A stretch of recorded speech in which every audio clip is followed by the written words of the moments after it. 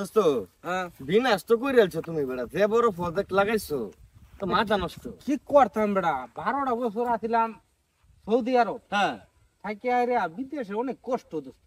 বিদেশে কষ্ট কষ্ট হলে তো টিহা আছে, ইনকামটা আছে তো বেড়া, এটা তো তোর বুঝু লাগবে। ঠিক আছে, তারপরে মনে করো 12 বছরে যেটি কামাই করছি, কোন এলাকার মধ্যে যে পিসারি দিলাম, হেমটা জায়গা রাখছি, তারপরে গরু আছে কয়েকটা, মোটামুটি দিন কাল ভালোই চলতেছে। এটা ঠিক আছে, ভালো চলতেছে, কিন্তু তোমরা দেশ থেকে খাও ফুলাও আর আমরা মনে করো সৌদি আরব থেকে খাই আলবিলাপু। এ দোস্ত আরেক আলাপ শুনতেছি কি চাইলে তো কইলাম আমারে একটারাও করবে না, একটা মুগল লগে লয়ে রইছি, ঠিক আছে? একটারাও করবে, একটা তুমি তোরা কিন্তু খুব বিপদে পড়বে কই দিলাম। বিপদ আর বাপ তুই আমার সাইডে দে দোস্ত। হ্যাঁ? আর পাতায় যাওয়া লাগবো না, এই যে সামনে বাড়িটা আছে না, এই বাড়ির হেমের বাড়িটা, এই যে কবিরাজের বাড়ি।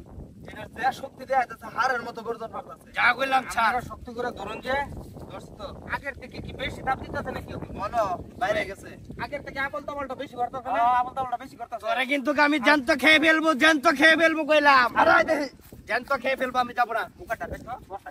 আমি যাবো না কইলাম। এ ভাই, এই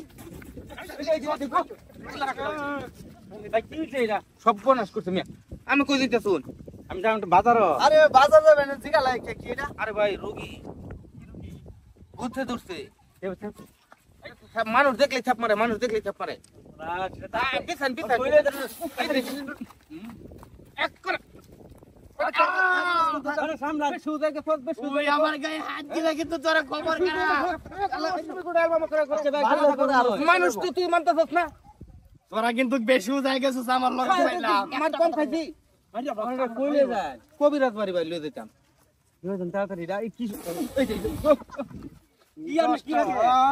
আমার বোন জামাই, বোন বিয়া দিছি দেখে তো এই পূজা হনে আমি টানতেছি রে ভাই, কি করতাম? ভাইটা তাড়াতাড়ি লয়ে যান, কবিরাজ বাড়ি, অবস্থা খুব খারাপ দেখা যাচ্ছে। কাল্লা বালাতা আইছে আমরা বাড়ি বেড়াইবার লাগিয়া, আয়া হারতে মনে করুন দুপুরের পরে তে হের পাও ওইটা আবল তাবল ফেসাল বারে, মানুষ দেখলে ছাপ মারে, এরকম করতে হয়।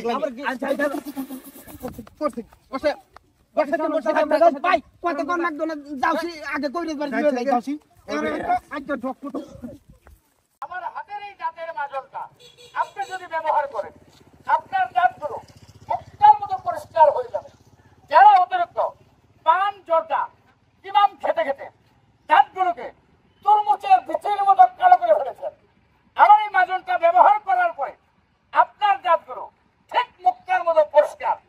এই জন্য কবি বলেছে, আপনার তাজমহল ভেঙে গেলে টাকার বিনিময়ে করাতে পারবে মুখের 32টা দাঁত থেকে একটা দাঁত যদি মাটিতে পড়ে যায়, ভেঙে যায়, নষ্ট হয়ে যায়, তাহলে আপনার কোটি টাকার বিনিময়ে ওই দাঁতটাকে পূরণ করে পারবেন না। হ্যাঁ, টাকা আছে, আপনি স্বর্ণ দিয়ে বাঁধাইতে পারবেন, টাকা আছে মুক্তা দিয়ে বাঁধাইতে পারবেন, টাকা আছে হীরা দিয়ে বাঁধাইতে পারবেন, কিন্তু আল্লাহ যে দাঁত আপনাকে দিয়েছে সেই দাঁত আর কিছুতেই সম্ভব না। এই মাজনকে ব্যবহার করার পরে আপনার দাঁতে রক্ত আসবে না, পোকাই ধরবে না, দুর্গন্ধ থাকবে না, মুখের দুর্গন্ধকে দূর করবে, সুগন্ধায়ন করবে। এটাই সে উন্নত মানের গণপ্রজাতন্ত্রী বাংলাদেশ সরকারের লাইসেন্স প্রাপ্ত অনুমোদিত এসটিএস কর্তৃক অনুমোদিত। আমরা রাগ করছি, আজকা যদি পাওয়া ধরে তারপরে আজকা কিছুই খেতাম না, দেখপাম দিন এইভাবে কয়দিন নিতাই। এই মিয়া, তুমি কি বুড়া হো নাই? তুমি কি বুড়া হওয়ার বাইরে হইছ? তুমি কি কুচি ছাড়া ফাইলামি করো? আমার কথা কইতেছ না সাহেব?